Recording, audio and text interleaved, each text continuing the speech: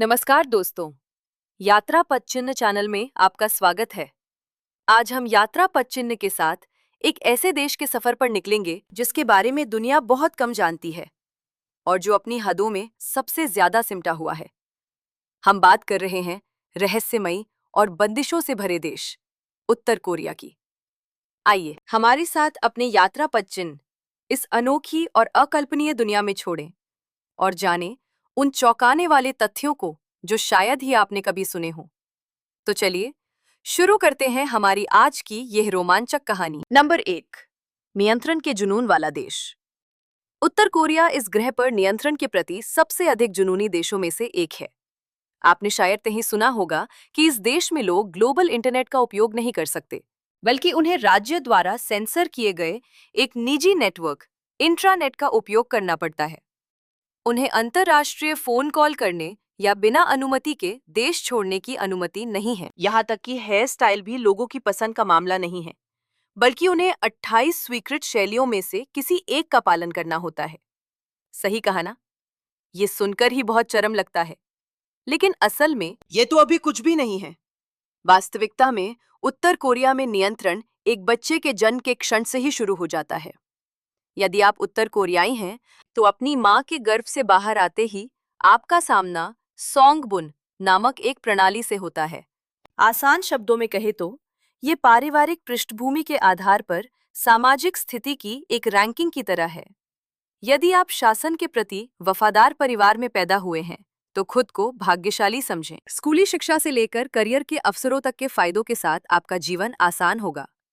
लेकिन अगर आपकी पृष्ठभूमि खराब है, तो आपका पूरा जीवन सीमित शिक्षा, छोटे मोटे कामों और गरीब क्षेत्रों में रहने के लिए पहले से ही तय हो जाता है। जब आप प्राथमिक विद्यालय में जाते हैं, तो बुनियादी विषयों के अलावा आपको राजनीतिक कक्षाओं में भी भाग लेना होता है, जहां रोजाना ये सिखाया जाता है कि उनके नेता कितने महान हैं। किताबें, टेलीविजन, रेडियो, सब कुछ राज्य द्वारा नियंत्रित होता है और वे आपको केवल वही देखने देते हैं जो वे चाहते हैं। हद तो ये है कि जबकि दुनिया जानती है कि उत्तर कोरिया और दक्षिण कोरिया कोरियाई प्रायद्वीप पर दो विभाजित देश हैं, वहां के कई लोगों का मानना है कि केवल एक ही एकीकृत कोरिया है, क्योंकि वे जो भी नक्शे देखते हैं उनमें दक्षिण कोरिया का कोई अस्तित्व ही नहीं दिखाया जाता है। जब काम करने का समय आता है, तो आप अपना करियर भी खुद नहीं चुन सकते। राज्य ये तय करता है कि कौन क्या करेगा, वे कहाँ काम करेंगे, और इसे बदलना लगभग असंभव है जब तक कि आपके पास रिश्वत देने के लिए पर्याप्त पैसा न हो। सबसे बदकिस्मत वे हजारों युवा थे जिन्हें एक समय पहाड़ों में आलू उगाने के लिए शहरों को छोड़ने के लिए मजबूर किया गया था, और संभवतः वे हमेशा के लिए किसान बने रहने के लिए ही अभिशप्त हो गए। यहाँ तक कि प्यार और शादी भी नियंत्रण में है। अच्छे वर्ग के लोगों को केवल उसी वर्ग के लोगों से शादी करने की अनुमति है। यदि दुर्भाग्य से आपकी पृष्ठभूमि खराब है, तो किसी उच्च वर्ग के व्यक्ति से शादी करना लगभग असंभव है। लेकिन उत्तर कोरिया में दैनिक जीवन को नियंत्रित करना एक बात है, यहाँ तक कि रोने के भी नियम हैं। जब लोग नेता किम जोंग उन को देखते हैं या राष्ट्रीय शोक के दौरान उन्हें रोना ही पड़ता है। मीडिया हमेशा वफादारी साबित करने के लिए रोती हुई भीड़ के दृश्य रिकॉर्ड करता है, और अगर कोई नहीं रोता है या उनका रोना सच्चा नहीं माना जाता है, तो इसके परिणाम निश्चित रूप से बहुत बुरे होते हैं। क्या आपको लगता है कि आप ऐसे देश में रह सकते हैं जहां आपके लिए हर फैसला इस तरह से लिया जाता हो? अपने विचार नीचे कमेंट्स में शेयर करें। नंबर 2, वो चीजें जो आप उत्तर कोरिया में कभी नहीं देखेंगे। उत्तर कोरिया में अधिकांश लोग नहीं जानते कि कोका कोला क्या है। उन्होंने कभी मैकडॉनल्ड्स नहीं देखा है और कभी अमेरिकन स्टाइल का हैमबर्गर भी नहीं खाया है। यहाँ किसी भी सुपरमार्केट में आपको केवल सोडा की ऐसी बोतलें मिलेंगी जो कुछ हद तक कोका कोला जैसी दिखती हैं, लेकिन उन्हें कोको कहा जाता है। इसका स्वाद मीठा, थोड़ा फिजी होता है, लेकिन यह आपके द्वारा चखे गए किसी भी कोला या सोडा से बिल्कुल अलग होता है। हैमबर्गर तो यहाँ मौजूद है, लेकिन एक उत्तर कोरियाई हैमबर्गर केवल एक छोटा सैंडविच होता है जिसमें मांस का एक पतला टुकड़ा, ज्यादा पकी हुई सब्जियां और मेयोनीज जैसी चटनी होती है, जिसका स्वाद अमेरिकी हैमबर्गर जैसा बिल्कुल नहीं होता। चूंकि उत्तर कोरिया बाहरी प्रभाव को सीमित करता है, इसलिए वे आत्मनिर्भरता के सिद्धांत का पालन करते हैं। विदेशों में जो कुछ भी है वे उसका अपना संस्करण बनाने की कोशिश करते हैं, लेकिन स्वाद, रूप या गुणवत्ता पूरी तरह से अलग होती है। और अगर वे इसे नहीं बना सकते, तो वो चीज वहां मौजूद ही नहीं होगी। इस देश में आप शायद ही किसी को जीन्स, खासकर नीली जीन्स पहने हुए देखेंगे, क्योंकि जीन्स को कभी अमेरिकी पूंजीवाद का प्रतीक माना जाता था। उत्तर कोरियाई सरकार द्वारा उन पर लंबे समय तक प्रतिबंध लगा दिया गया था, और भले ही अब प्रतिबंध ढीले हो गए हैं, फिर भी वे शायद ही कभी देखे जाते हैं। यहाँ के लोग आमतौर पर यूनिफॉर्म, शर्ट, पतलून या पारंपरिक कपड़े पहनते हैं। इसलिए कोई भी फटी हुई जीन्स या आकर्षक जूते पहने हुए व्यक्ति सड़कों पर तुरंत एक एलियन की तरह अलग ही दिखाई देता है। यदि आप एक महिला हैं, तो आप एक सुविधा स्टोर में जाकर ये जानकर और भी अधिक हैरान हो सकती हैं कि सैनिटरी पैड, टैम्पून या स्त्री स्वच्छता उत्पाद जैसी आवश्यक वस्तुएं वहां लगभग न के बराबर हैं। इसका कारण ये है कि उत्तर कोरिया की अर्थव्यवस्था मुख्य रूप से भारी उद्योग, हथियारों और रक्षा से संबंधित उत्पादों पर केंद्रित है। डिस्पोजेबल सैनिटरी पैड जैसे उपभोक्ता सामानों के उत्पादन, जिनके लिए विशिष्ट सामग्री और आधुनिक विनिर्माण तकनीक की आवश्यकता होती है, को प्राथमिकता नहीं दी जाती है। नतीजतन यहाँ की महिलाओं को मासिक धर्म के दौरान अभी भी पुराने दिनों की तरह दोबारा इस्तेमाल होने वाले कपड़े का उपयोग करना पड़ता है। तकनीकी रूप से सैनिटरी पैड मौजूद हैं, लेकिन वे काले बाजार में बहुत अधिक कीमतों पर बेचे जाते हैं। इसलिए भले ही महिलाएं चाहें, वे अक्सर उन्हें इस्तेमाल करने का खर्च नहीं उठा सकती। इससे भी अधिक चौंकाने वाला तथ्य ये है कि कई उत्तर कोरियाई अपना पूरा जीवन ये जाने बिना ही जी लेते हैं कि कॉन्डम जैसी कोई चीज भी मौजूद है। उत्तर कोरियाई सरकार श्रम शक्ति बढ़ाने के लिए जनसंख्या वृद्धि को प्रोत्साहित करती है। इसलिए राज्य द्वारा कॉन्डम सहित आधुनिक गर्भ निरोधकों का समर्थन नहीं किया जाता है। और अगर आपको लगता है कि तकनीक आधुनिकता का स्पर्श ला सकती है, तो आप आश्चर्यचकित होंगे। एक बार फिर वहाँ कोई आईफोन, कोई सैमसंग गैलेक्सी, कोई मैकबुक नहीं है।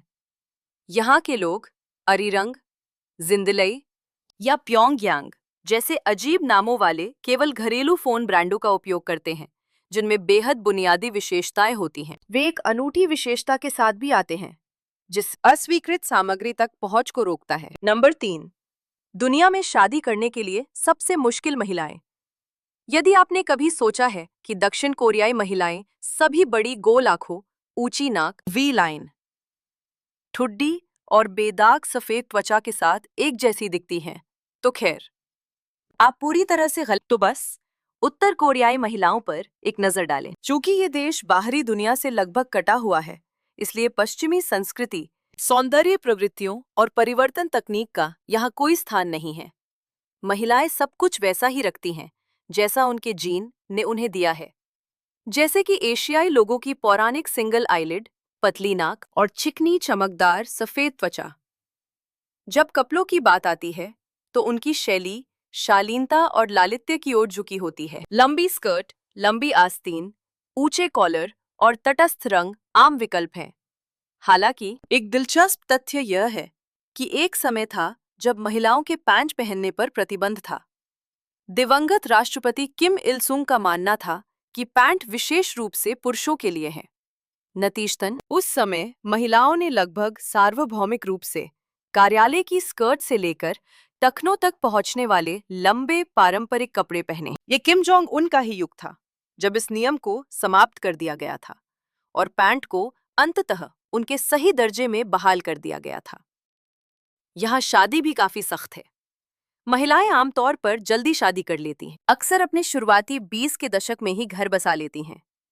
30 साल की उम्र में अविवाहित रहना बेहद अजीब माना जा सकता है। यहाँ तलाक की दर भी बहुत कम है, लेकिन इसलिए नहीं कि हर कोई खुशी खुशी रहता है, बल्कि इसलिए कि संस्कृति अलगाव के प्रति बहुत खुली नहीं है। रिश्तों में महिलाएं एक निष्क्रिय भूमिका निभाती हैं और पुरुषों को प्यार का इजहार करने से लेकर शादी की तारीख तय करने तक सब कुछ तय करने देती हैं। और अगर आप किसी उत्तर कोरियाई लड़की को पसंद करने, उससे शादी करने और उसे घर ले जाने का सपना देख रहे हैं, तो मुझे आपको निराश करने का खेद है। किसी विदेशी से शादी करना लगभग असंभव है। उत्तर कोरियाई सरकार राष्ट्र की शुद्ध रक्त रेखा, ब्लड लाइन की रक्षा करने के बारे में बेहद सख्त है। उनका मानना है कि बाहरी लोगों से शादी करने से उनकी रक्त रेखा प्रदूषित होगी और भविष्य की पीढ़ियों की वफादारी को नुकसान पहुंचेगा। एक सच्ची कहानी भी थी। एक वियतनामी व्यक्ति अध्ययन करने के लिए उत्तर कोरिया गया और उसे एक स्थानीय महिला से प्यार हो गया। दोनों एक दूसरे से सच्चा प्यार करते थे, लेकिन राष्ट्रीय नीति के कारण शादी नहीं कर सकते थे। अंत में वियतनाम के राष्ट्रपति द्वारा आधिकारिक अनुरोध करने के बाद ही उत्तर कोरिया ने आखिरकार उन्हें शादी करने की अनुमति दी। उत्तर कोरियाई महिला से प्यार करना मुश्किल नहीं है। मुश्किल हिस्सा उससे शादी करने की अनुमति प्राप्त करना है। आपको क्या लगता है कि यदि आप होते तो उससे शादी करने की आपकी क्या संभावना होती? नीचे एक कमेंट छोड़ें। नंबर 4, दक्षिण कोरिया के साथ अजीब युद्ध। हर कोई जानता है कि उत्तर कोरिया और दक्षिण कोरिया पानी और आग की तरह है। एक पक्ष सिर्फ एक बटन से हम दक्षिण कोरिया का सफाया कर सकते हैं, जैसे साहसिक बयानों के लिए कुख्यात है, जबकि दूसरा सहयोगी सैन्य अभ्यास और उन्नत रक्षा प्रणालियों के साथ प्रतिक्रिया करता है। लेकिन शक्ति के इन परिचित प्रदर्शनों के साथ कभी-कभी दोनों राष्ट्र आश्चर्यजनक रूप से बचकाने तरीके से भी टकराते हैं। जहां उत्तर कोरिया डराने के लिए परमाणु हथियारों का प्रदर्शन करता है, वहीं दक्षिण कोरिया ने एक नरम लेकिन समान रूप से शक्तिशाली कार्ड खेला है, के-पॉप। आपने सही सुना। दक्षिण कोरियाई सेना ने एक बार सीमा के किनारे दर्जनों विशाल लाउडस्पीकर लगाए थे, जिनमें से प्रत्येक 6 मीटर लंबा, 3 मीटर चौड़ा और उत्तर कोरियाई क्षेत्र में 20 किलोमीटर से अधिक दूर तक ध्वनि फेंकने के लिए पर्याप्त शक्तिशाली था। इन लाउडस्पीकरों ने अंतर्राष्ट्रीय समाचार, लोकतांत्रिक संदेश, पुनर्मिलन के आह्वान और निश्चित रूप से विद्रोही गीतों के साथ मूर्ति समूहों, आइडल ग्रुप्स के हिट गानों का लगातार प्रसारण किया, जिसका उद्देश्य स्वतंत्रता की इच्छा को जगाना था। लक्ष्य यह सुनिश्चित करना था कि उत्तर कोरियाई सैनिक और नागरिक दोनों दुनिया के बीच के स्पष्ट अंतर को सुन और महसूस कर सकें। ये सुनने में मजाकिया लग सकता है, लेकिन वास्तव में इसने काम किया। कुछ उत्तर कोरियाई सैनिकों का मनोबल हिल गया था और ऐसे मामले भी आए जहां सैनिकों ने सीमा पार करने के लिए अपनी जान जोखिम में डाल दी और के-पॉप सुनने की मांग की।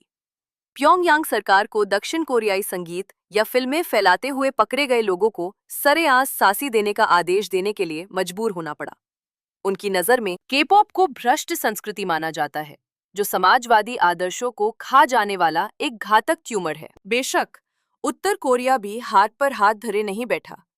उन्होंने भी जवाब में अपने खुद के लाउडस्पीकर लगाए। उन्होंने क्रांतिकारी गान, शासन की प्रशंसा करने वाले गीत और दक्षिण कोरिया की कड़ी आलोचनाएं प्रसारित की। जरा सोचिए कि सीमा के निवासियों को हर दिन इस शोर शराबे वाले द्वंद्व को सहना पड़ता है। एक तरफ के-पॉप, दूसरी तरफ क्रांतिकारी गीत। ये कोई आश्चर्य की बात नहीं है कि कुछ लोग शायद चाहते होंगे कि वे शांति के लिए जमीन के नीचे छिप सकें। संबंधों में आसानी का एक दौर भी था जब दक्षिण कोरिया ने सांस्कृतिक आदान प्रदान के लिए प्योंगयांग में प्रदर्शन करने के लिए प्रसिद्ध कलाकारों को भेजा था। लेकिन जैसा कि आप अनुमान लगा सकते हैं, जबकि के-पॉप गाने जीवंत हैं और नृत्य के लिए एकदम सही हैं, दर्शकों में बैठे नेताओं की प्रतिक्रिया काफी मनोरंजक थी। वे भावहीन चेहरों के साथ स्थिर बैठे रहे, केवल प्रत्येक गीत के अंत में एक स्वर में ताली बजाते रहे, मानो पहले से प्रोग्राम किए गए हों। कुछ लोग मजाक में कहते हैं कि चाहे माहौल कितना भी खुशनुमा क्यों न हो, अगर कैमरे पर गलती से किसी के चेहरे पर मुस्कान आ गई तो बैक स्टेज उसे गोली खानी पड़ सकती है। इसलिए पोकर फेस, भावहीन रहना ही सुरक्षित विकल्प था। बाद में जब तनाव फिर से बढ़ा तो दक्षिण कोरिया ने रणनीति बदल दी। संगीत के बजाय उन्होंने सीमा पार गुब्बारों के जरिए सामान उड़ाना शुरू किया। पर्चे, कोरियाई नाटक और के-पॉप गानों वाली यूएसबी ड्राइव और यहाँ तक कि अमेरिकी डॉलर। लक्ष्य वही रहा, उत्तर कोरियाई लोगों को बाहरी दुनिया से जानकारी तक पहुंच प्रदान करना। बदले में उत्तर कोरिया ने और भी अप्रत्याशित तरीके से जवाबी कार्रवाई की। उन्होंने दक्षिण कोरिया में कचरे से भरे हजारों गुब्बारे छोड़े, कुल मिलाकर लगभग 15 टन, जिसमें से एक राष्ट्रपति भवन के पास भी गिरा था। यदि हर जगह संघर्ष इसी तरह लड़े जाते तो शायद दुनिया बहुत अधिक शांतिपूर्ण जगह होती। आप इस तरह के युद्ध के बारे में क्या सोचते हैं? नीचे कमेंट करें। नंबर 5, आधुनिक समय का सामंती राजवंश। उत्तर कोरिया एक समाजवादी देश है, लेकिन वास्तव में पूरा देश 21वीं सदी में एक सामंती राजवंश की तरह काम करता है। यहाँ सत्ता ठीक शाही सिंहासन की तरह किम इल सुंग से किम जोंग इल को और फिर किम जोंग उन को सौंपी गई है। अब दुनिया का ध्यान उनकी बेटी किम जुए की ओर जा रहा है। वह अभी भी अपनी शुरुआती किशोरावस्था में है, लेकिन उसे उसके पिता द्वारा सैन्य परेड से लेकर मिसाइल बेस के दौरे तक प्रमुख कार्यक्रमों में लाया जा चुका है। राज्य मीडिया ने उन्हें सम्मानित भी कहा है, जो पारंपरिक रूप से नेता के लिए आरक्षित एक उपाधि है। विशेषाधिकार के इस स्तर के साथ कई लोगों का मानना है कि किम जुए उत्तर कोरिया की भविष्य की क्राउन प्रिंसेस बनने के लिए नियत है, और किसी भी राजवंश की तरह वहां विशेष नियम है। उत्तर कोरिया में नेता के समान नाम रखना सख्त मना है। वे इसे पुराने शाही दरबारों की तरह ही वर्जित मानते हैं। इसके अलावा देश अपने स्वयं के कैलेंडर का उपयोग करता है। जूचे कैलेंडर सामान्य युग से नहीं, बल्कि 1912 किम इल सुंग के जन्म वर्ष से गिना जाता है। इसका मतलब है कि हमारा वर्ष 2026 प्योंगयांग में जुचे का 115वां वर्ष है। न केवल सत्ता और नियम, बल्कि नेता की सुरक्षा में भी सामंती स्वाद झलकता है। किम जोंग उन के आसपास की विशेष अंगरक्षक इकाई भी एक दुर्लभ परंपरा का पालन करती है, पिता से पुत्र तक। एक पिता जिसने कभी किम इल सुंग या किम जोंग इल की रक्षा की थी, वो भूमिका अपने बेटे को सौंपता है, जो अब किम जोंग उन की रक्षा करता है। उनके कर्तव्य अत्यंत सख्त हैं। नेता से कभी नजर न हटाएं, एक मानव ढाल बनाने के लिए चलने की सटीक दूरी बनाए रखें। ये दृश्य पूर्वी एशियाई इतिहास में पीढ़ियों तक सम्राटों का अनुसरण करने वाले इंपीरियल गार्ड परिवारों या छाया रक्षकों, शैडो प्रोटेक्टर्स की याद दिलाता है। और अतीत के शाही दरबारों की तरह उत्तर कोरिया पर्दे के पीछे सत्ता के निर्दयी संघर्षों से अछूता नहीं है। किम जोंग उनके चाचा जांग सोंग थेक, जो कभी उनके दाहिने हाथ थे और देश के दूसरे सबसे शक्तिशाली व्यक्ति माने जाते थे, उन्हें 2013 में राजद्रोह के आरोप में फांसी दे दी गई थी। 2017 में मलेशिया के कुआलालंपुर अंतर्राष्ट्रीय हवाई अड्डे पर किम जोंग उनके सौतेले भाई किम जोंग नाम पर हमला किया गया था। 2 महिलाएं अचानक उनके पास आईं और उनके चेहरे पर VX नर्व एजेंट लगा दिया। 20 मिनट के भीतर उनकी मौत हो गई। कई देशों और अंतर्राष्ट्रीय खुफिया एजेंसियों का मानना था हत्या में किम जोंग उन का हाथ था, क्योंकि किम जोंग नाम निर्वासित जीवन जी रहे थे और उन्हें नेतृत्व के लिए एक संभावित खतरे के रूप में देखा जाता था। क्या आपको लगता है कि किम जुए इस देश के इतिहास में पहली महिला नेता बनेंगी? अपनी राय नीचे कमेंट्स में छोड़ें। नंबर 6, उत्तर कोरियाई महीने में केवल 3 से $10 कमाते हैं। क्या आप अंदाजा लगा सकते हैं कि उत्तर कोरिया में एक मजदूर प्रति माह कितना कमाता है? $500, $200 या कम से कम $100? वास्तविकता में ये संख्या अविश्वसनीय रूप से कम है, केवल लगभग 3 से 10 अमेरिकी डॉलर। एक कारखाने का कर्मचारी लगभग $3 कमाता है। शिक्षकों को थोड़ा अधिक मिल सकता है, और डॉक्टर, हालांकि कई देशों में अत्यधिक सम्मानित होते हैं, वे केवल लगभग $10 कमाते हैं। इससे भी अधिक आश्चर्य की बात यह है कि देश में सबसे महत्वपूर्ण बल माने जाने वाले सैनिकों को केवल कुछ डॉलर का नाम मात्र वेतन मिलता है। लेकिन अजीब बात यह है कि इतने कम वेतन के साथ रहने के बावजूद समाज अभी भी काफी व्यवस्थित और स्थिर रूप से कार्य करता है। इसका कारण यह है कि उत्तर कोरियाई लोग वेतन पर नहीं, बल्कि राज्य की सब्सिडी पर जीते हैं। प्रत्येक परिवार को मुफ्त आवास, चावल, खाना पकाने का तेल, बिजली, मुफ्त सार्वजनिक स्कूली शिक्षा और अस्पताल प्रदान किए जाते हैं। इसके लिए धन्यवाद। सभी के पास जीवित रहने के लिए कम से कम न्यूनतम साधन तो है। हालांकि यह वितरण प्रणाली अस्थिर है। कुछ जगहों पर परिवार महीनों तक पर्याप्त चावल प्राप्त किए बिना रह जाते हैं और खाना पकाने के तेल की अक्सर कमी होती है। जब ऐसा होता है तो लोग जांगमदांग नामक अस्थायी बाजारों की ओर रुख करते हैं। ये लग्जरी सामान बेचने वाले काली बाजार नहीं हैं, बल्कि रोजमर्रा की जरूरत की चीजें, सब्जियां, सूखी मछली, साबुन, कपड़े, दवा और यहाँ तक कि चीनी आयात की पेशकश करने वाले स्थान हैं। कीमतें राज्य के राशन से अधिक हैं, लेकिन जब वितरण केंद्र खाली हो जाते हैं तो जांगदांग लगभग एकमात्र विकल्प होता है। लगातार बिजली कटौती के कारण दैनिक जीवन की स्थितियां भी आसान नहीं हैं। यदि आप रात में सैटेलाइट से उत्तर कोरिया को देखते हैं तो आप देखेंगे कि पूरा देश लगभग अंधेरे में है, जिसमें केवल प्योंगयांग में थोड़ी रोशनी है। ग्रामीण इलाकों में बिजली आम तौर पर दिन में बस कुछ घंटों के लिए ही उपलब्ध होती है। छात्र स्ट्रीट लाइट के नीचे पढ़ते हैं, जबकि घर पर परिवार मोमबत्तियों या तेल के लैंप पर निर्भर करते हैं। अमीर घर बिजली स्टोर करने के लिए कार की बैटरी खरीदते हैं, लेकिन ये केवल कुछ बल्ब जलाने या फोन चार्ज करने के लिए ही पर्याप्त है। गर्म पानी एक और बड़ी समस्या है। भले ही आवास मुफ्त है, लेकिन कई अपार्टमेंट ब्लॉकों में गर्म पानी की कोई व्यवस्था नहीं है। नहाने के लिए लोगों को सार्वजनिक स्नानागार बथ हाउस जाना पड़ता है। ये सुविधाएं आधुनिक वाटर हीटर का उपयोग नहीं करती हैं, बल्कि टैंकों में पानी पंप करने से पहले पानी को गर्म करने के लिए मुख्य रूप से कोयले, लकड़ी या तेल पर निर्भर करती हैं। सर्दियों में जब तापमान 0 से नीचे चला जाता है, तो नहाने के लिए लोगों की लंबी कतारें आम दृश्य हैं। जो लोग भीड़ नहीं चाहते, वे घर पर धोने के लिए एक बेसिन में पानी गर्म करते हैं। उत्तर कोरिया में दैनिक जीवन के बारे में आप क्या सोचते हैं? नीचे कमेंट्स में अपने विचार शेयर करें। नंबर 7, एशिया की सबसे दुर्जय सैन्य शक्ति। ये विचार कि उत्तर कोरिया सिर्फ एक बटन दबाकर दक्षिण कोरिया का सफाया कर सकता है, कोई मजाक नहीं है, बल्कि एक बहुत ही वास्तविक संभावना है।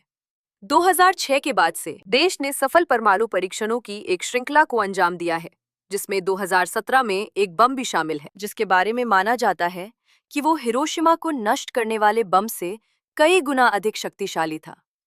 यद्यपि सटीक संख्या गुप्त है, लेकिन ये तथ्य कि एक अलग-थलग और गरीब राष्ट्र के पास पूरे शहरों को समतल करने में सक्षम हथियार हैं, पूरी दुनिया को डराने के लिए काफी है। इसमें कोई आश्चर्य की बात नहीं है कि संयुक्त राज्य अमेरिका भी प्योंगयांग की परमाणु शक्ति को लेकर सतर्क है।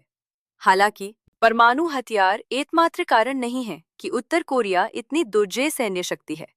जनशक्ति के मामले में भी देश के पास दुनिया की सबसे बड़ी खड़ी सेनाओं स्टैंडिंग आर्मीज में से एक है। इसकी अपेक्षाकृत छोटी आबादी के बावजूद इसकी नियमित सेना की संख्या लगभग 1.3 मिलियन है, जो चीन और संयुक्त राज्य अमेरिका के ठीक बाद आती है। इसके अलावा worker, peasant, red guard militia का अनुमान लगभग 5.7 मिलियन लोगों का है और साथ ही लगभग 6 लाख रिजर्व सैनिक भी हैं। अगर आपात स्थिति में पूरी तरह से लामबंद किया जाए तो उत्तर कोरिया लगभग 8 मिलियन की सेना को मैदान में उतार सकता है। अगर मजाकिया तौर पर कहा जाए तो हर 10 नागरिकों में से 3 हथियार उठा सकते हैं, जिनमें नूडल बेचने वाले से लेकर किंडरगार्टन के शिक्षक तक शामिल हैं। इस पैमाने तक पहुंचने के लिए कठोर सैन्य भर्ती कानूनों से कम कुछ भी नहीं है। पुरुषों और महिलाओं दोनों के लिए सेवा करना आवश्यक है। पुरुषों को 10 साल तक सेवा करनी होती है और 2021 से पहले एक समय ऐसा भी था जब सेवा अवधि 13 साल तक लंबी होती थी, लगभग पूरी जवानी। महिलाओं को भी छूट नहीं है, जो 7 साल तक सेवा करती हैं, जब तक कि उनका स्वास्थ्य खराब न हो या उनके छोटे बच्चे न हो। हालांकि वास्तविकता में प्रशिक्षण भर्ती से बहुत पहले ही शुरू हो जाता है। प्राथमिक विद्यालय से ही बच्चों को मार्च करना, चलना, कदम मिलाना और सावधान की मुद्रा में खड़ा होना सीखना पड़ता है। हाई स्कूल तक आधिकारिक पाठ्यक्रम में शूटिंग अभ्यास, ग्रेनेड फेंकना और सैन्य अभ्यास शामिल होते हैं। उनकी पढ़ाई के अंत में छात्रों को कई हफ्तों के केंद्रित प्रशिक्षण से गुजरना भी आवश्यक होता है, जो कि आधिकारिक रूप से भर्ती होने से पहले अनिवार्य रूप से एक मिनी बूट कैंप होता है। इस तरह की तैयारी से ये देखना आसान है कि उत्तर कोरिया इतनी विशाल शक्ति कैसे जुटा सकता है। नंबर 8, प्योंगयांग, दुनिया की सबसे बंद राजधानी।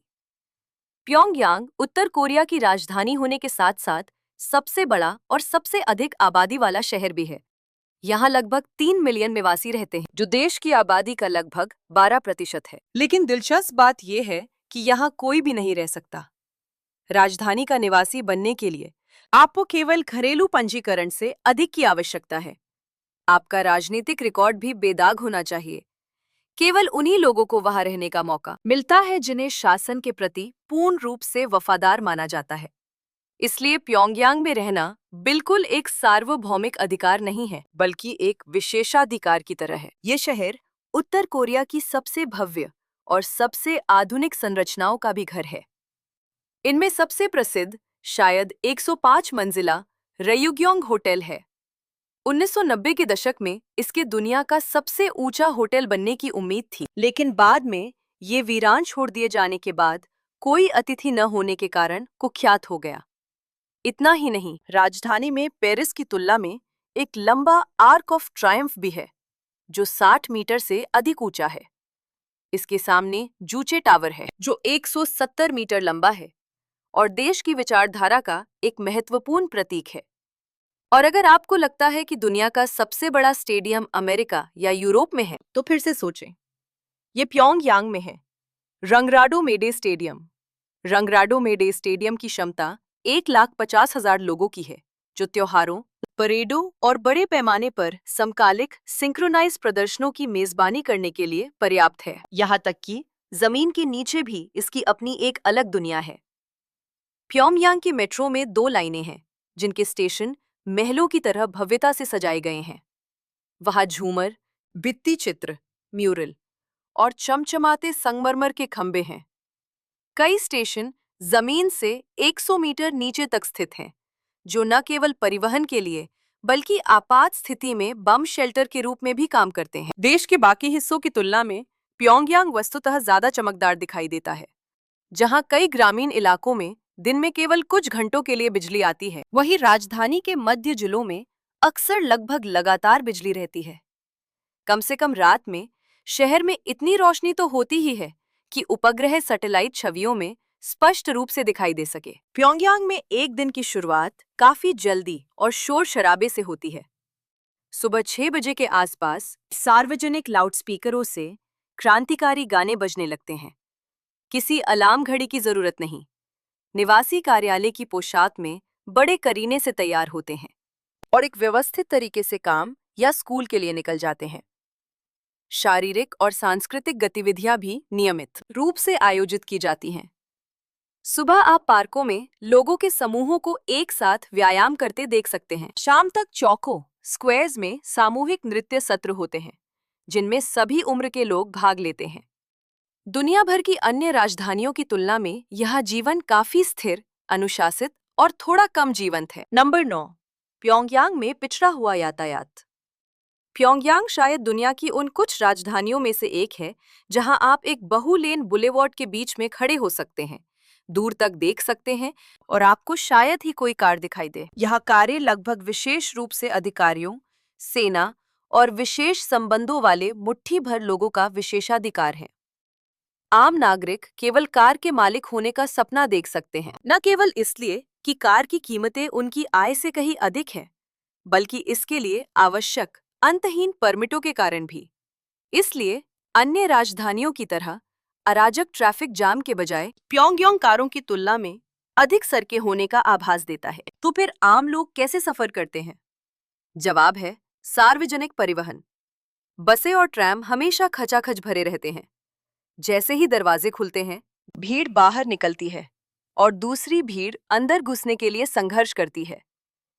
गहराई में जाने पर आप पाएंगे कि मेट्रो प्रणाली राजधानी में सबसे भीड़भाड़ वाले स्थानों में से एक है।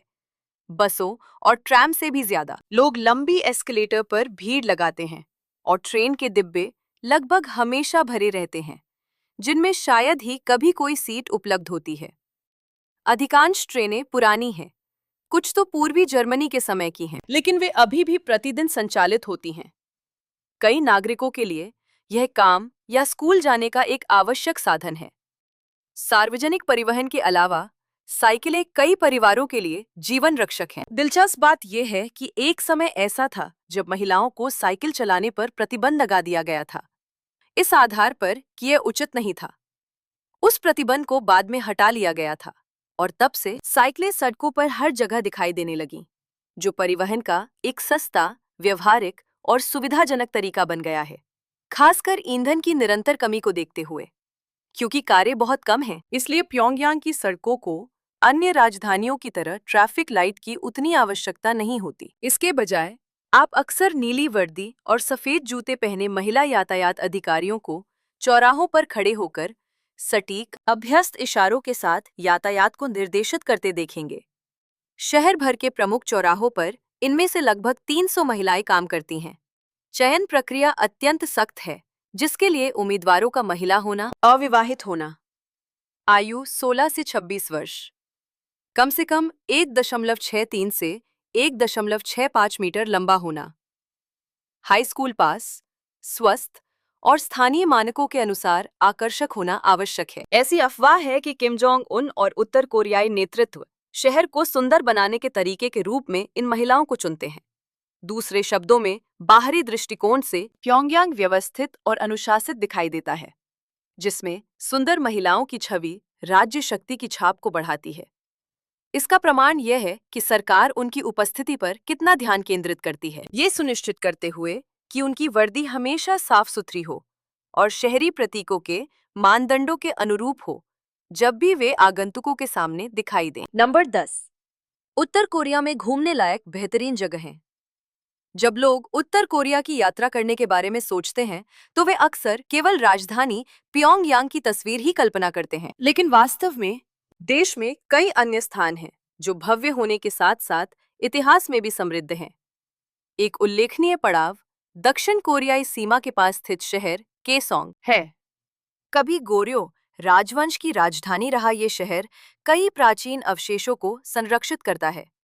आगंतुक गोर्यो राजाओं के मकबरों, 600 साल से अधिक पुराने पारंपरिक लकड़ी के घरों और विशेष रूप से गोर्यो संग्रहालय का पता लगा सकते हैं, जो कई मूल्यवान कलाकृतियों को प्रदर्शित करता है। दिलचस्प बात यह है कि केसोंग अपने विस्तृत भोजन सेट के लिए भी प्रसिद्ध है, जिसमें एक ही बार में 10 से अधिक छोटे व्यंजन परोसे जाते हैं, जो एक ऐसा सांस्कृतिक और पाक अनुभव है जिसे छोड़ना नहीं चाहिए। केसोंग से ज्यादा दूर असैन्यीकृत क्षेत्र DMZ स्थित है। ये दुनिया के सबसे अनोखे स्थलों में से एक है। ये भारी सुरक्षा वाली सीमा दोनों कोरिया को विभाजित करती है और तनाव तथा जिज्ञासा दोनों को साथ लाती है। पर्यटक पनमुनजोम सम्मेलन कक्ष के अंदर खड़े हो सकते हैं, जहां कभी कई महत्वपूर्ण वार्ताएं हुई थीं। इस क्षेत्र में कदम रखने का एहसास जिज्ञासा और रहस्य का मिश्रण है, क्योंकि बस कुछ ही कदम आपको दो लंबे समय से विरोधी देशों के बीच की विभाजन रेखा पर खड़ा कर देते हैं। प्रकृति प्रेमियों के लिए माउंट म्यूहैंग एक बेहतरीन विकल्प है। ये पर्वत श्रृंखला अपने राजसी दृश्यों, गिरते झरनों और रहस्यमयी गुफाओं के लिए प्रसिद्ध है। विशेष रूप से ये इंटरनेशनल फ्रेंडशिप एग्जीबिशन का घर है, जिसमें विदेशी राष्ट्राध्यक्षों और अंतर्राष्ट्रीय संगठनों द्वारा उत्तर कोरियाई नेताओं को प्रस्तुत किए गए दसियों हजार उपहार रखे गए हैं। यहाँ आगंतुक ताज़ी पहाड़ी हवा का आनंद ले सकते हैं और साथ ही कलाकृतियों के एशिया के सबसे अनोखे संग्रहों में से एक की खोज भी कर सकते हैं। कोरियाई प्रायद्वीप पर सबसे प्रसिद्ध प्राकृतिक स्थलों में से एक माउंट कुमगांग या डायमंड माउंटेन की यात्रा किए बिना कोई भी यात्रा पूरी नहीं होगी। पहाड़ को भीतरी कुमगांग, बाहरी कुमगांग और समुद्री कुमगांग में विभाजित किया गया है, जिनमें से प्रत्येक के अपने विशिष्ट परिदृश्य हैं। वसंत और शरद ऋतु में यह दृश्य रंग बिरंगे फूलों और लाल पत्तियों से खिल उठता है, जबकि सर्दियों में बर्फ चोटियों को एक स्वप्निल वातावरण से ढक देती है। इसकी पगडंडियों पर लंबी पैदल यात्रा करना, झरनों, साफ झीलों और प्राचीन मंदिरों की प्रशंसा करना एक अविस्मरणीय यात्रा बनाता है। उत्तर की ओर दूर रासन शहर रूस और चीन की सीमा पर स्थित है। ये विशेष आर्थिक क्षेत्र SEZ आगंतुकों को उत्तर कोरिया के भीतर सांस्कृतिक आदान प्रदान का अनुभव करने के दुर्लभ अवसरों में से एक प्रदान करता है। रासन में एक हलचल भरा मुक्त बाजार है, जहां समुद्री भोजन और सब्जियों से लेकर इलेक्ट्रॉनिक्स तक सब कुछ बिकता है। पर्यटक चीनी युआन, रूसी रूबल या यहाँ तक कि अमेरिकी डॉलर का उपयोग करके भी खरीदारी कर सकते हैं। ये उत्तर कोरिया के लिए काफी असामान्य बात है। नंबर 11। उत्तर कोरिया में रहस्यमयी जगहें। उत्तर कोरिया के सबसे रहस्यमयी स्थानों में से एक माउंट चिल्बो पर स्थित लेक चॉन है। उत्तरी हमग्योंग प्रांत में स्थित ये छोटी ज्वालामुखी झील एक पर्वत श्रृंखला में स्थित है, जो पहले से ही अपने अजीब दृश्यों के लिए प्रसिद्ध है। खंभों की तरह उठने वाली चट्टानें, विशाल मूर्तियों के आकार की उबड़-खाबड़ ढलानें। लेक चोन ऊंची चट्टानों से घिरी हुई है। इसका पानी साफ है, लेकिन अक्सर भारी बारिश के दौरान लाल या भूरा हो जाता है, जिससे स्थानीय लोगों का मानना है कि इसके नीचे कोई छिपी हुई शक्ति है। जिन कुछ पर्यटकों ने दौरा किया है, उनका कहना है कि शांत दिनों में सतह पर अचानक पूरी तरह से गोल लहरें दिखाई देती हैं, जैसे कि नीचे कुछ चल रहा हो। उत्तर कोरियाई वैज्ञानिकों का दावा है कि यह घटना अवशिष्ट ज्वालामुखी गैसों से जुड़ी हो सकती है, लेकिन उन्होंने कभी ठोस डेटा जारी नहीं किया है। कुछ दक्षिण कोरियाई भूवैज्ञानिकों का सुझाव है कि झील एक पुरानी लावा प्रणाली से जुड़े मजबूत भूमिगत जल चैनलों से पोषित होती है, जो इसके अंदर के पानी और खनिजों को लगातार बदलती रहती है। सबसे बड़ा रहस्य ये है कि यहाँ कभी भी कोई अंतर्राष्ट्रीय अध्ययन नहीं किया गया है।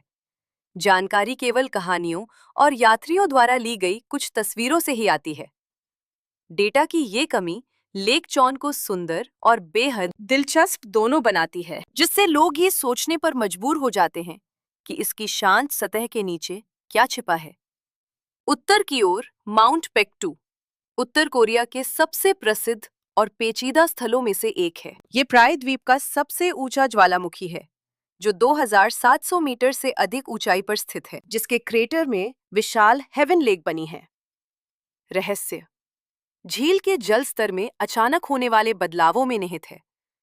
कभी-कभी ये कुछ ही दिनों में पूरा 1 मीटर बढ़ जाता है और फिर बिना किसी दृश्यमान प्रवाह या निकास के उतनी ही तेजी से गिर जाता है। इसका रंग भी अप्रत्याशित रूप से गहरे नीले से मटमैले भूरे रंग में बदल जाता है। 2002 की निगरानी रिपोर्टों में पहाड़ के नीचे लगातार छोटे झटके भी दर्ज किए गए, जिनके साथ कभी-कभी दूर के विस्फोटों जैसी गूंजती आवाजें आती थीं। इससे पता चलता है कि पेक्टू के नीचे विशाल मैग्मा कक्ष अभी भी सक्रिय है और विस्फोट का जोखिम अभी भी मौजूद है। 10वीं शताब्दी में हुआ विस्फोट मानव इतिहास के सबसे शक्तिशाली विस्फोटों में से एक माना जाता है, जिसकी राख जापान और ग्रीनलैंड तक पहुंची थी। विज्ञान से परे पेक्टू कोरियाई लोगों की उत्पत्ति के मिथकों से जुड़ा हुआ है और राजनीतिक प्रतीकवाद से घिरा हुआ है, जो भूविज्ञान को सांस्कृतिक कथा के साथ मिलाता। जो कोई स्पष्ट रूप से समझा नहीं पाया है, वो ये है कि हेवन लेक इतनी तेजी से क्यों बदलती है, या पहाड़ के अंदर से आने वाली आवाजें वास्तव में क्या संकेत देती हैं। ये भूवैज्ञानिक डेटा और मिथक का चौराहा ही है, जो पेक्टू को उत्तर कोरिया के सबसे मनोरम प्राकृतिक रहस्यों में से एक बनाता है। नंबर 12, उत्तर कोरिया के खास व्यंजन जिन्हें आपको जरूर चखना चाहिए। उत्तर कोरिया के सबसे प्रसिद्ध व्यंजनों में से एक है नेंगमायन या ठंडे नूडल्स। आमतौर पर गर्मियों में इसका आनंद लिया जाता है। नूडल्स एक प्रकार का अनाज, बकव्याट या आलू के आटे से बने होते हैं, जो लंबे और चबाने लायक होते हैं, जिन्हें बीफ या चिकन से बने ठंडे शोरबे ब्रॉथ में परोसा जाता है और तीखे स्वाद के लिए कभी-कभी किमची के रस का स्पर्श भी दिया जाता है। टॉपिंग में आमतौर पर उबले हुए मांस के स्लाइस, आधा उबला अंडा, कटा हुआ खीरा और ताज़ा नाशपाती शामिल होते हैं। नेंगमाइन का स्वाद ताज़ा और स्वादिष्ट दोनों होता है, जो शरीर को ठंडक देने के साथ-साथ पोषण भी प्रदान करता है। इसे अक्सर गर्मियों की सभाओं में परोसा जाता है, विशेष रूप से मेहमानों का सम्मान करते समय, क्योंकि यह व्यंजन की कोमलता और अवयवों की जोड़ी को दर्शाता है। दिलचस्प बात यह है कि नूडल्स जानबूझकर लंबी उम्र का प्रतीक बनने के लिए अतिरिक्त लंबे बनाए जाते हैं। इसलिए मेजबान आमतौर पर परोसने से पहले उन्हें कैंची से काटते हैं, ताकि उन्हें खाना आसान हो सके। एक और व्यंजन जिसका उल्लेख अवश्य किया जाना चाहिए, वो है बुलगोगी। कोरियाई प्रायद्वीप में पसंद किया जाने वाला मैरिनेट किया हुआ ग्रिल्ड बीफ। बीफ के पतले स्लाइस को सोया सॉस, लहसुन, प्याज, तिल के तेल और सुगंध बढ़ाने के लिए थोड़ी सी चीनी के साथ मैरिनेट किया जाता है। जब इसे चारकोल पर या गर्म पैन पर ग्रिल किया जाता है, तो मांस एक मीठी धुएं वाली सुगंध छोड़ता है और इसका स्वाद कोमल और रसीला होता है। बुलगोगी को अक्सर सलाद या पेरिला के पत्तों में लपेटकर ग्रिल्ड लहसुन और सोयाबीन के पेस्ट के साथ खाया जाता है, जिससे एक स्वादिष्ट निवाला बनता है। ये पारिवारिक समारोहों, छुट्टियों या महत्वपूर्ण मेहमानों के मनोरंजन के लिए एक प्रमुख भोजन है। सांस्कृतिक रूप से बुल्गोगी आतिथ्य का प्रतिनिधित्व करता है, क्योंकि बीफ कभी एक दुर्लभ और कीमती सामग्री थी जो विशेष अवसरों के लिए ही आरक्षित थी। लोगों का ग्रिल के चारों ओर बैठकर बात करना और मांस का हर एक टुकड़ा साझा करना कोरियाई भोजन की सांप्रदायिक प्रकृति को भी दर्शाता है। एक सरल लेकिन सांस्कृतिक रूप से महत्वपूर्ण व्यंजन है तेओक या राइस केक, जिसे आमतौर पर त्योहारों और महत्वपूर्ण कार्यक्रमों में देखा जाता है। चिपचिपे चावल को कूटकर एक चिपचिपा आटा बनाया जाता है और विभिन्न आकारों में ढाला जाता है। तेओक को भाप में पकाया जा सकता है या मूंग या लाल बीन्स जैसे पीसे हुए बीन्स से लेपित किया जा सकता है। केक चबाने वाले थोड़े मीठे होते हैं और कभी-कभी अतिरिक्त स्वाद के लिए चेस्टनट या लाल बीन पेस्ट से भरे होते हैं। उत्तर कोरियाई लोग आमतौर पर जन्मदिन, शादियों, नए साल के जश्न और फसल उत्सवों के दौरान तेओक खाते हैं। राइस केक को सौभाग्य और समृद्धि के प्रतीक के रूप में देखा जाता है और उनका शुद्ध सफेद रंग स्वच्छता और पवित्रता का प्रतिनिधित्व करता है। उत्सव की मेज पर रंग बिरंगे तेओक की थाली गर्माहट और पवित्रता दोनों का एहसास कराती है। नंबर 13, उत्तर कोरिया के अनूठे त्योहार। उत्तर कोरिया के सबसे शानदार त्योहारों में से एक सूर्य दिवस, डे ऑफ द सन है, जो हर साल 15 अप्रैल को आयोजित किया जाता है। ये राष्ट्र के संस्थापक नेता माने जाने वाले किम इल सुंग के जन्मदिन का प्रतीक है और इसे राष्ट्रव्यापी अवकाश के रूप में मनाया जाता है। इस दिन प्रमुख चौराहे परेड, सामूहिक नृत्यों और भव्य कलात्मक प्रदर्शनों से भरे होते हैं, जिनमें हजारों प्रतिभागी शामिल होते हैं। लोग आमतौर पर पारंपरिक हनबोक पहनते हैं और बड़े आकार बनाने के लिए रंगीन प्लास्टिक के फूल ले जाते हैं। प्योंगयांग का आसमान आतिशबाजी से जगमगा उठता है और संगीत समारोहों का सीधा प्रसारण टेलीविजन पर किया जाता है। उल्लेखनीय बात यह है कि उत्सव का ये माहौल राजधानी से लेकर छोटे शहरों तक पूरे देश में एक साथ सामने आता है, जिसका पैमाना और समन्वय शायद ही कहीं और देखा जाता हो। एक अन्य सांस्कृतिक रूप से समृद्ध घटना किम इल सुंगिया पुष्प महोत्सव है। आमतौर पर अप्रैल में उसी समय आयोजित होने वाला यह त्योहार किम इल सुंगिया नामक हाइब्रिड आर्किड को समर्पित है। इसे सबसे पहले इंडोनेशिया से लाया गया था और बाद में उत्तर कोरिया में उगाया गया।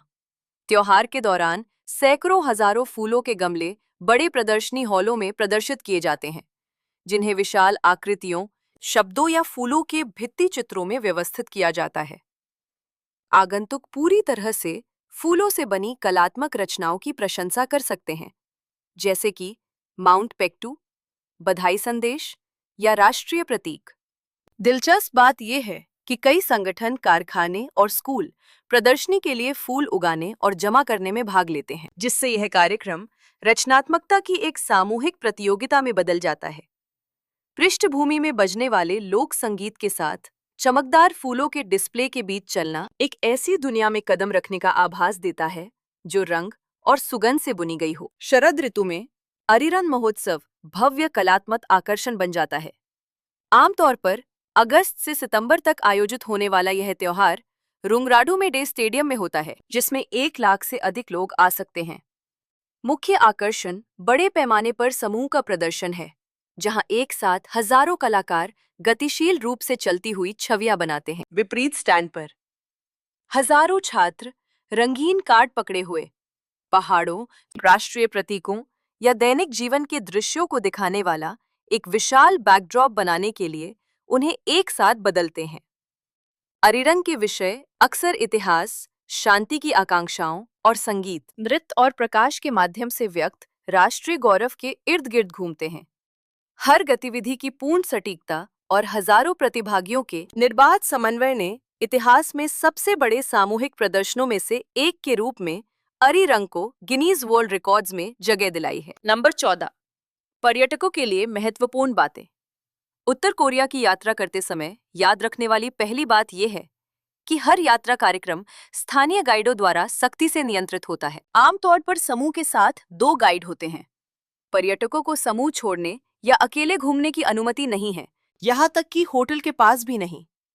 इसका कारण यह है कि अधिकारी यह सुनिश्चित करना चाहते हैं कि आगंतुक केवल अनुमोदित क्षेत्रों तक ही पहुंचे। स्थानीय लोगों के साथ अनधिकृत मुठभेड़ों या अनधिकृत फोटोग्राफी से बचें। ऐसे कई मामले सामने आए हैं जहां जिज्ञासु पर्यटक अपने दम पर बाहर निकले और उन्हें तुरंत वापस लौटने का आदेश दिया गया। कभी-कभी तो उन्हें एक रिपोर्ट लिखने की भी आवश्यकता पड़ी। इसलिए यदि आप स्वतंत्र यात्रा के अभ्यस्त हैं, तो तैयार रहें कि यहाँ हर अनुभव एक निश्चित कार्यक्रम का पालन करता है।